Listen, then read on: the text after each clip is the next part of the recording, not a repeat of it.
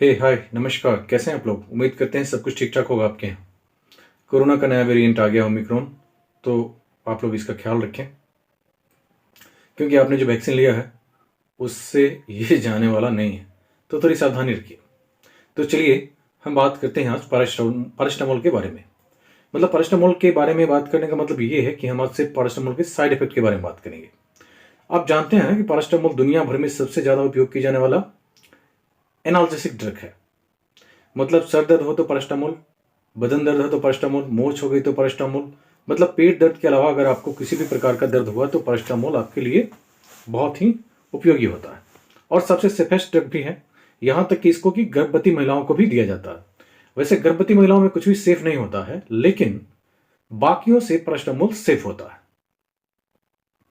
तो मेरे ये वीडियो बनाने का मतलब ये था कि अगर हम इन दवाओं के साथ जो आगे आपको मैं बताने जा रहा हूं उसके साथ अगर पैरास्टामोल दें तो उससे क्या हानि हो सकती है, या पैरास्टामोल का प्रयोग लंबे समय तक किया जाए तो क्या हो सकता है, या आपने पैरास्टामोल अनावश्यक ले लिया है, ओवरडोज में ले लिया है तो क्या किया जा सकता है और इसके कितने दुष्प्रभाव होंगे। फर्स्टली ये जान लीजिए कि पैरास्टामोल अगर आप लगातार ले रहे हैं तो आपके लीवर और किडनी को गंभीर क्षति होने की आशंका है, या फिर अगर आपने ओवरडोज में ले लिया है तब तो स्थिति और भी गंभीर हो जाती है। कई बार देखा जाता है कि पेशेंट ओवरडोज में नहीं लेता है, नॉर्मल डोज में ही लेता है, लेकिन उसका अगर टेम्परेचर नॉर्मल है और उसने दर्द के लिए ले लिया है तो फिर उस स्थिति में उसकी हालत बहुत खराब हो जाती है। और अगर कभी आपने गलती से एक की जगह 2 टैबलेट ले लिया या पेन रिलीफ नहीं हो रहा है, उस स्थिति में भी ऐसा लोग करते हैं, तो हालत बहुत गंभीर हो जाती है। इवन उसका लिवर किडनी फेल करने लग जाता है और लास्ट में उसको आपातकालीन चिकित्सा विभाग में दिखाना पड़ जाता है। वहाँ भी उसकी जान बच जाए तो बहुत ही खुशी की बात है, वरना कभी कभी दुखद समाचार आते रहते हैं। एसिटाइलकोलिन सिस्टीन एक दवा है जो इसका एंटीडोट के तौर पर काम करता है। मतलब अगर पैरास्टामोल, इसको कहते हैं पैरास्टामोल पॉइजनिंग। मतलब जब ये हानि कर जाता है आपको और आपका लिवर किडनी फेल होने लगता है तो उस स्थिति को कहते हैं पैरास्टामोल पॉइजनिंग। तो वैसे स्थिति में एसिटाइलकोलिन सिस्टीन का इंजेक्शन और फिर जो भी सिम्टोमेटिक ट्रीटमेंट है, मतलब जो भी आपके लक्षण हैं, आपको फ्लूइड की आवश्यकता हो सकती है, आपको और भी अन्य दवाओं की जरूरत होती है, जैसा आपका सिम्टम है उस हिसाब से। तो उस स्थिति में एसिटाइलकोलिन सिस्टीन एक बहुत ही जीवनदायी दवा सिद्ध होता है और लोगों का जान उससे बच जाता है। तो अभी हम आगे उन दवाओं के बारे में बात करने वाला है जिससे के साथ पैरास्टामोल बहुत ही दुष्प्रभाव पहुंचाएगा। ओके फ्रेंड्स, इस कड़ी में जो सबसे पहला नाम है वो है मेटोक्लोप्रामाइड का। मेटोक्लोप्रामाइड मतलब इसके जो ब्रांड नेम वो तो बहुत सारे हैं, लेकिन जो सबसे अधिक प्रचलित है वो है पेरीनॉर्म, रेगलन आदि। तो अगर आपने पैरास्टामोल को रेगलन या फिर पेरीनॉर्म के साथ दिया या आपको लेना पड़ रहा है तो वैसी स्थिति में क्या होगा कि पेशेंट को बहुत ही सुस्ती हो जाएगी, उसको निद्रा तंद्रा आने लगेगी। तंद्रा तंद्रा का मतलब समझते हैं आप? तंद्रा मतलब आदमी ऊँघने लगता है, ऊँघने की स्थिति हो जाती है और ये बढ़ जाता है, मतलब थोड़ा सा सेडेशन बढ़ जाता है उसके बाद। इससे क्या होगा कि अगर पेशेंट कोई गाड़ी चला रहा हो, मतलब या फिर कोई मशीनरी ऑपरेट कर रहा हो, तो ऐसी स्थिति में दुर्घटना की संभावना बहुत बढ़ जाती है। इसलिए जब भी कभी आपको ऐसी स्थिति बने, अगर आप डॉक्टर हैं, आप केमिस्ट हैं, आप फार्मासिस्ट हैं, आप नर्सिंग स्टूडेंट हैं या सामान्य लोग हैं, तो भी आपके लिए भी ये जानकारी है कि अगर ऐसी स्थिति हो तो पैरास्टामोल और मेटोक्लोप्रामाइड का यूज एक साथ नहीं करें। नहीं तो एक मतलब पेशेंट गिर सकता है, चलते चलते लड़खड़ा सकता है या फिर उसका एक्सीडेंट हो जाएगा और वो भारी तकलीफ में पड़ सकता है। इसके साथ साथ वो लीवर और किडनी को भी हानि पहुंचाता है। तो ध्यान रखें कि अगर पैरास्टामोल लेने की स्थिति हो और आपने पहले से मेटोक्लोप्रामाइड ले लिया है, पेरीनॉर्म ले लिया है, रेगलन ले लिया है या इस कंपोजिशन का कुछ भी ले लिया है, तो ऐसी स्थिति में पैरास्टामोल से बचें। ओके, तो इस कड़ी में जो दूसरा नाम है वह है केटकोनाजोल। केटकोनाजोल एक एंटी फंगल दवा है। टीनिया नामक फंगस को मारने के लिए प्रचलित दवा है ये। मुझे लगता है आप सब जानते होंगे, या फिर नहीं जानते हैं तो भी कोई बात नहीं। सामान्य लोग जो नहीं जानते हैं उनका ज्ञानवर्धन हो जाएगा। किटकोनाजोल के साथ भी पैरास्टामोल का प्रयोग वर्जित है। इसके साथ भी अगर आपने पैरास्टामोल उपयोग किया तो भी आपके लिवर और किडनी को भारी क्षति पहुंचने की संभावना होती है और वो आपके लिए खतरनाक होगा। सो आप ध्यान रखिए कि अगर आप किटकोनाजोल ओरल ले रहे हैं या फिर टॉपिकल भी ले रहे हैं तो भी आप पैरास्टामोल से दूर रहें। फिर जो दूसरा नाम आता है वो है कार्बामाजेपिन।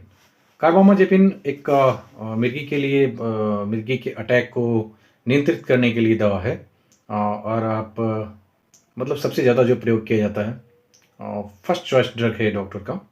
तो इसके साथ भी पैरास्टामोल नहीं लेना चाहिए। इसके साथ भी पैरास्टामोल लेने से वही परेशानी होती है, लीवर और किडनी को भारी क्षति पहुंचता है और पेशेंट की स्थिति खराब हो सकती है। तो भी आपको इस बात का ध्यान रखना होगा कि अगर कोई पेशेंट कार्बामाजेपिन ले रहा है या फिर मतलब किसी भी स्थिति कोई ऐसी स्थिति बनती है जिसमें आपको पैरास्टामोल देना पड़ता है और उसके लिए पहले से ही कार्बामाजेपिन उसको डेली लेना ज़रूरी है, तो इसका ध्यान रखें। उससे पूछ लें कि क्या आप पहले से कोई दवा ले रहे हैं। अगर उसमें वो आपको बताता है कि वो कार्बामाजेपिन ले रहा है तो ऐसी स्थिति में उसको पैरास्टामोल नहीं दे, उसके जगह फिर कोई दूसरा सेफेस्ट दवा का चयन करें। फिर जो आता है वह है फेनोबार्बिटल, फेनिटोइन और प्राइमिडोन या प्रिमिडोन, जो भी आप कह लीजिए। यह भी कार्बामाजेपिन का सिमिलर ही ड्रग है, ये उससे सिमिलर ड्रग है ये। मतलब दोनों कुल मिलाकर ओवरऑल देखा जाए तो एक ही तरह का काम करता है और पेशेंट की स्थिति वही होती है, वही मिर्गी का अटैक, वही सीजर का अटैक। तो मिर्गी और सीजर को कंट्रोल करने के लिए भी इसका प्रयोग किया जाता है। कभी कभी पुराने सर दर्द के पेशेंट में भी फेनिटोन वगैरह देना पड़ जाता है, उनको रेगुलर लेना पड़ता है। तो ऐसे पेशेंट जो फेनोबार्बिटल, फेनिटोइन, प्रेमिडोन ये सब ले रहे हों तो इनको भी आपको थोड़ा मॉनिटर करना चाहिए। कि मॉनिटर क्या मतलब, ऐसे पेशेंट में भी सावधान रहने की ज़रूरत है कि आप उनको पैरास्टामोल से दूर रखें। अगर आपने उनको पैरास्टामोल दिया तो फिर वही स्थिति होगी, वो गिर जा सकते हैं, उनको तंद्रा आएगी या फिर अगर वो उनको वाहन चलाना पड़ा तो वो स्थिति खतरनाक होगी। अगर वो हैवी मशीनरी ऑपरेट कर रहे हैं तो बहुत बड़े खतरे की आशंका हो सकती है। और तो ये तो दुर्घटना की बात हो गई और पेशेंट भी तो मर सकता है ना, पेशेंट को भी तो कुछ डैमेज हो जा सकता है। तो इस बात का भी ध्यान रखें कि इन दवाओं के साथ मतलब फेनिटोइन, प्रिमिडोन, फेनोबार्बिटल में कोई भी ब्रांड अगर आप दे रहे हो या वो पेशेंट ले रहा है तो उसको पैरास्टामोल से बचा कर रखें। इसके बाद जो नंबर है वो है लिक्सिनेटाइड का। लिक्सिनेटाइड टाइप 2 डायबिटीज़ के लिए उपयोग की जाने वाली बहुत ही महत्वपूर्ण दवा है। वो एक्चुअली जैसे हम इंसुलिन लगाते हैं ना इंजेक्शन के तौर पर, वैसा ही होता है ये, लेकिन ये बहुत ही ज़्यादा कारगर होता है। अगर लिक्सिनेटाइड कोई पेशेंट ले रहा है और डायबिटिक है तो पता कर लीजिए, नहीं तो उसके साथ अगर आपने पैरास्टामोल दिया तो गंभीर रिएक्शन होगा और पेशेंट की जान जा सकती है, उसको उसकी हालत बिगड़ सकती है। तो और साथ-साथ मतलब ये जो होगा वहाँ भी फिर वही कहानी लागू होता है कि उसके लीवर किडनी को हानि पहुँचेगी बहुत ज़्यादा और उसके बाद स्थिति उसकी खराब हो जा सकती है। सो आप देख लीजिए कि अगर कोई पेशेंट लिक्सिनेटाइड ले रहा है तो ऐसी स्थिति में उसे पैरास्टामोल से दूर रखें। या फिर अगर आप सामान्य आदमी हैं, आप लिक्सिनेटाइड ले रहे हैं, किसी डॉक्टर ने आपको प्रिस्क्राइब किया हुआ है, आपको डेली लेना पड़ता है और आपको सर दर्द या फिर कोई अन्य दर्द का कंप्लेन हुआ और फिर उसके बाद आप पैरास्टामोल लेना चाह रहे हैं तो ध्यान रखें, कृपया नहीं लें, खुद को बचाएं। इसके बाद जो नंबर है वो है इमटिनिब और बुसल्फान का। इमटिनिब और बुसल्फान एक कई प्रकार के कैंसर के उपचार में प्रयोग होता है, टैबलेट फॉर्म में होता है ये। और अगर कोई पेशेंट ऐसा है जो इमटिनिब और बुसल्फान ले रहा है, कैंसर पीड़ित है और फिर भी उसको मान लीजिए कि दर्द होने लगा, तो ऐसी स्थिति में डॉक्टर कभी कभी पैरास्टामोल भी प्रिस्क्राइब कर देते हैं। हालांकि कैंसर का पेन तो पैरास्टामोल से जाने वाला होता नहीं है, फिर भी अगर इन्फ्यूजन वगैरह यूज कर दिया गया, इन्फ्यूजन तो पैरास्टामोल का बहुत ही इफेक्टिव होता है ना, जब कुछ भी काम नहीं आता है तभी पैरास्टामोल का भी काम आता है। तो अगर कोई ऐसी स्थिति है तो इस स्थिति में भी आपको पैरास्टामोल के प्रयोग से वर्जित रहना है, नहीं तो वही कहानी होगी, पेशेंट का लीवर किडनी खराब होगा, काम करना बंद करेगा और पेशेंट की जान जा सकती है। जान नहीं जाए तो बहुत ज़्यादा तो हानि हो ही जाएगी। तो इसलिए ध्यान रखिए कि अगर आप इमटिनी और बुसल्फान ले रहे हैं या कोई ले रहा है तो उसको पैरास्टामोल साथ में लेने से रोकें या फिर आप देने से बचें। इसके बाद नंबर आता है वारफेरिन का। वारफेरिन आप जानते हैं हृदय रोगियों के काम आता है। वैसे हृदय रोगी जिनको क्लॉटिंग की वजह से हृदयघात होने की आशंका रहती है, मतलब उनको हार्ट अटैक होने की संभावना रहती है, ऐसे रोगी के लिए वारफेरिन डॉक्टरों की पहली पसंद है। ऐसे रोगियों में डॉक्टर्स वारफेरिन निश्चित तौर पर प्रिस्क्राइब करते हैं उनको, ताकि किसी प्रकार की क्लॉटिंग नहीं हो और उनके ब्लड वेसल्स से ब्लड आसानी से पास कर जाए और किसी दुर्घटना की संभावना नहीं हो। वारफेरिन के साथ भी पैरास्टामोल को यूज नहीं करना चाहिए, नहीं तो यह क्या करेगा कि वारफेरिन को कार्य को प्रभावित करेगा। एक तरफ तो वारफेरिन काम करना कम कर देगा या फिर उसका काम कम हो जाएगा, जिसके वजह से पेशेंट को क्लॉटिंग हो जाएगी। और हृदय रोग कितना महत्वपूर्ण है, हार्ट अटैक की का कंडीशन कितना खतरनाक होता है आपको पता है, लोगों की जान चली जाती है।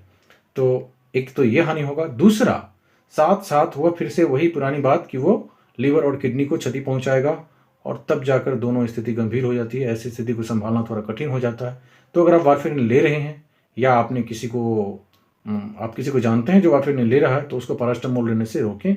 अगर आप केमिस्ट हैं तो उससे पूछ लें, आपको इसका ध्यान रखना होगा, नहीं तो पेशेंट के लिए खतरनाक स्थिति हो जाएगी। आप नर्सिंग स्टूडेंट हैं तो भी आपको ये जानकारी होनी चाहिए कि वारफेरिन का पैरास्टामोल के साथ यूज वर्जित है।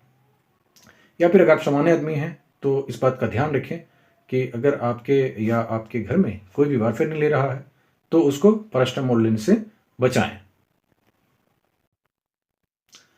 दोस्तों, इसके अलावा पैरास्टामोल का सेवन लगातार करने से या ज़्यादा मात्रा में ले लेने से क्या होता है कि पेशेंट को थ्रोम्बोसाइटोपेनिया और ल्यूकोपेनिया की स्थिति बन जाती है।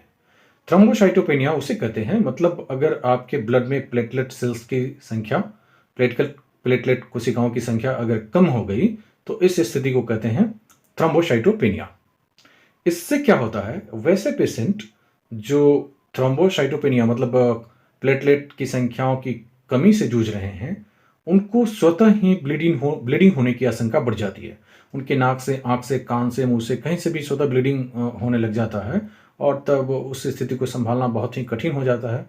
तो इस बात का भी आपको ध्यान रखना होगा कि अगर कोई पेशेंट जो थ्रोम्बोसाइटोपेनिया से पीड़ित है या फिर वो डेंगू पीड़ित है, तो उसको पैरास्टामोल से आपको बचाना होगा। पैरास्टामोल उसके लिए हानिकारक होता है।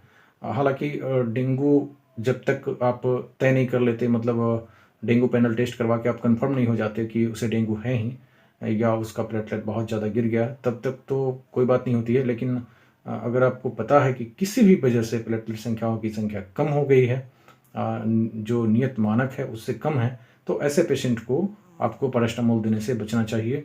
दोनों परेशानी हो जाती है, लिवर भी खराब होगा और साइड इफेक्ट भी बहुत सारे होंगे। डब्ल्यूबीसी की संख्या कम हो जाती है, इसे ल्यूकोपेनिया कहते हैं मेडिकल टर्म में। और आपको पता है कि डब्ल्यूबीसी कितना महत्वपूर्ण है। हमारे इम्यून सिस्टम को मजबूत करने के लिए डब्ल्यूबीसी का बहुत बड़ा रोल होता है। मतलब उसकी भी एक जो मानक संख्या है वो होना चाहिए लोगों में, नहीं तो वो भी कम हो जाएगा तो पेशेंट को और भी कोई दूसरा इन्फेक्टियस डिजीज होने की संभावना रहेगी और वो और भी ज़्यादा बीमार पड़ सकता है। तो ऐसा पैरास्टामोल के ओवरडोज या फिर उसके लंबे समय के उपयोग से हो सकता है। तो आपको इस बात का ध्यान रखना होगा कि अनावश्यक पैरास्टामोल का उपयोग नहीं करें। इसके अलावा पैरास्टामोल लेने से हृदय गति बढ़ जाती है, पेट में दर्द होने लगता है, पेट खराब हो जाता है, ब्लड प्रेशर कम हो जाता है, कभी कभी चकत्ते निकल आते हैं और पेशेंट का मुंह उसको रेस आ जाता है, कभी कभी उसके होंठ फूल जाते हैं रिएक्शन करके। तो ये तमाम तरह के एक जो आशंकाएं हैं वो पैरास्टामोल के अनावश्यक यूज से भी होते देखा गया है। साइड इफ़ेक्ट और भी बहुत हैं, मतलब उसको वर्णन नहीं किया जा सकता, लेकिन जो मुख्य हैं वो हमने आपको यहाँ बताने का प्रयास किया है। उम्मीद है आपको ये जानकारी बहुत अच्छी लगी होगी। अगर आपको अच्छी लगी हो तो वीडियो को लाइक कर दीजिएगा, कमेंट करिए कुछ पूछने के लिए, या फिर चैनल ज़रूर सब्सक्राइब करिएगा। हमने अभी वीडियो बनाना शुरू किया है तो मुझे लगता है आप मेरा उत्साहवर्धन करेंगे। जय हिंद।